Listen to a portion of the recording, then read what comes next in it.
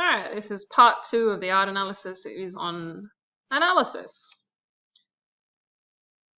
Analysis is the asking how the artwork was created. You need to figure out how the artist has used certain effects within the artwork. How has the artist put the desired message or what they were hoping the audience to see? These are some of the questions that you need to answer in this particular section. So what grabs your attention in the artwork and why? So that can sometimes be the same as a focal point. So what's the first thing you see?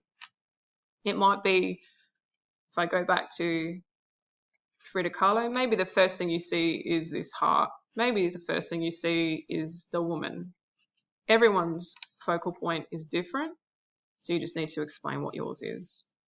How does the artist use particular elements and principles in the artwork? Well, we have our own language in art, and we have our own understanding of elements and principles. These are lists of the elements and principles. I don't want you to write about everything. I just want you to pick 2 elements and 2 principles that you think relate to your particular artwork. So perhaps with our example of Frida, maybe I would go colour and maybe tone.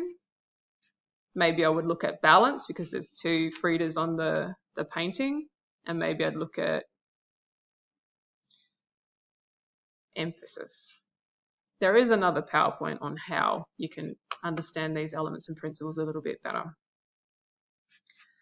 Why has the artist used particular media or materials? This is where you as an artist and using your visual literacy, you need to come up with, well, why do you think they use particular media? Maybe they're very comfortable with using it. Maybe they use it in a particular way because it was more successful. That's basically the end of the analysis section. Hope this has helped you.